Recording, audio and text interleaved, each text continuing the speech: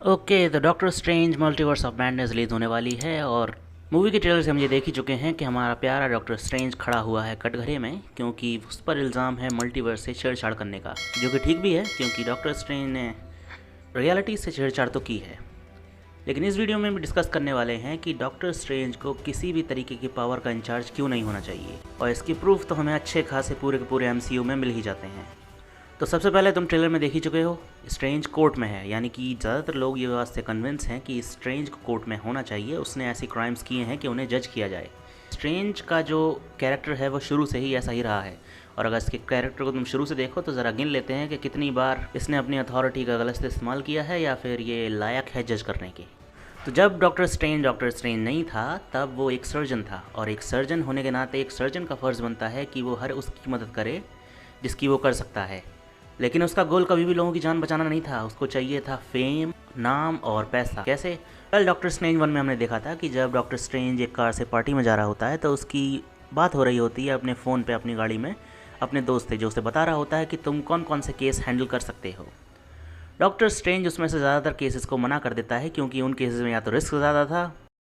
ऐसा कुछ बताओ जो मेरे लायक हो। अच्छा, एक 68 साल की औरत का केस है जिसे ब्रेन ट्यूमर है, लास्ट स्टेज पर। तुम चाहते हो मेरे बेदाग करियर पर धब्बा लग जाए? हरगिज़ नहीं। या फिर वो केसेस कोई और भी सॉल्व कर सकता था।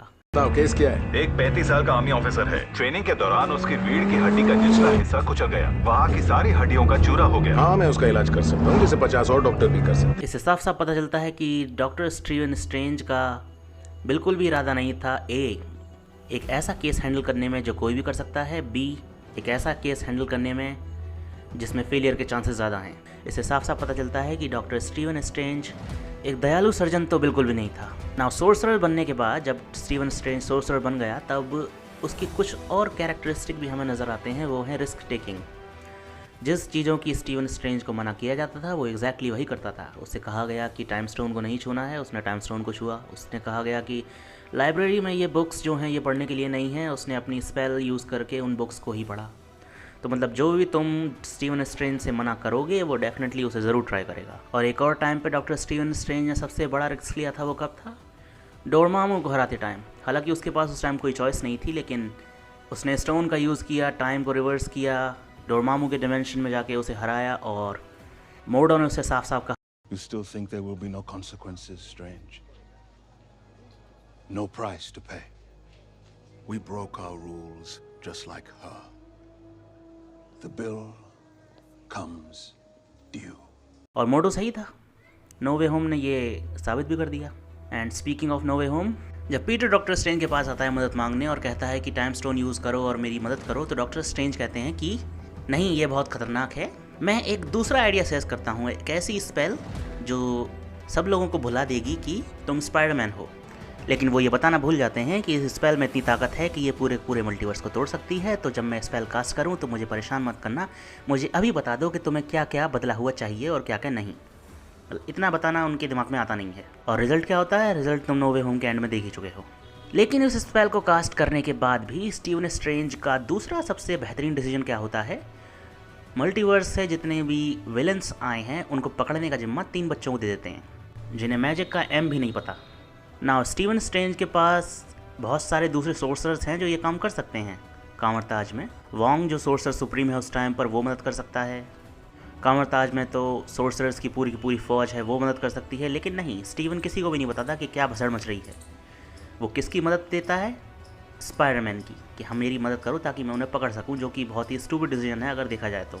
ये मल्टीवर्सल लेवल की थ्रेट है, इसको रोकने के लिए बच्चों की ज़रूरत नहीं है, कुछ बड़े बड़े सोर्सर की ज़रूरत है। लेकिन ये डिसीजन अगर दिमाग में आ जाता तो शायद मूवी नहीं बनती। लेकिन फिर भी हम यहाँ पर एक कैरेक्टर को जज कर रहे हैं, मूवी की स्क्रिप्ट को नहीं।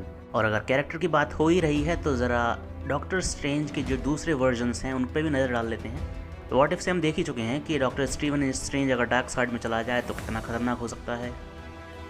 मतलब उसने अपना पूरा यूनिवर्स ही तबाह कर दिया। और मल्टीवर्स ऑफ मैडनेस के ट्रेलर में भी हम देख चुके हैं कि वहाँ पर डार्क सोर्सर सुप्रीम है, जो मुझे लगता नहीं कुछ अच्छा करेगा।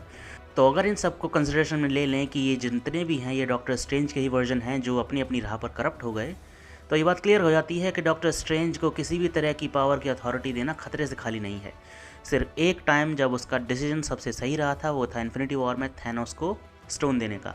हालांकि स्टोन देने के बाद भी कुछ भसड़ हुई है 5 साल में, जैसे कि विंटर फैल्कन सोल्जर में दिखा दिया गया। हालांकि उस डिसीजन की वजह से हमने आयरन मैन को खो दिया, लेकिन मेरे ख्याल से वो by far the best decision था जो डॉक्टर स्ट्रेंज ने लिया। आफ्टर ऑल उस टाइम दुनिया लाइन पर लगी हुई थी और दुनिया लाइन पे लगने की बात ही कर रहे हैं, तो ज़रा देख लेते हैं कि एंड गेम में क्या हुआ। एंड गेम में जब सारे कैरेक्टर वापस आ जाते हैं, डॉक्टर स्टीवन स्ट्रेंज पोर्टल खोल के पूरी की पूरी सेना को बुला लेता है थैनोस से लड़ने के लिए, क्योंकि भाई पृथ्वी खतरे में है।